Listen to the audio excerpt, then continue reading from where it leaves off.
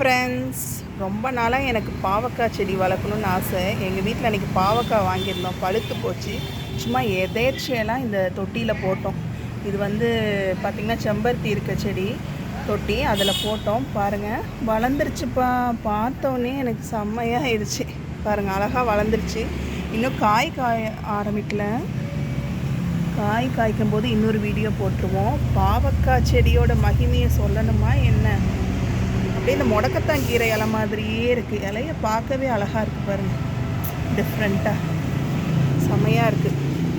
அப்படியே இது கொடி செடிங்கிறதுனால அப்படியே படர்ந்து போகுது. அப்படியே இந்த என்ன சொல்கிறது, செம்பருத்திலேயே அப்படியே பிடிச்சிக்கும், அப்படியே படர்ந்து போகுது. நல்லாயிருக்கு. இலை காய்க்கும் போது காயை போட்டுருவோம். சுகருக்கெலாம் ரொம்ப நல்லது. அதே மாதிரி பார்த்திங்கன்னா இம்யூனிட்டி பவர் ரொம்ப அதிகமாக இருக்கும். வயிற்றில் இருக்க பூச்சியெல்லாம் சாகடிக்கும். அதனால் பார்த்திங்கன்னா பாவக்காவை அதிகம் சேர்த்துக்கோங்க. பாவக்காய் டிஷ்ஷெல்லாம் கூட நம்ம சேனலில் நிறையா போட்டிருக்கோம். நீங்கள் கண்டிப்பாக பாருங்கள் ஃப்ரெண்ட்ஸ். Thank you, bye bye.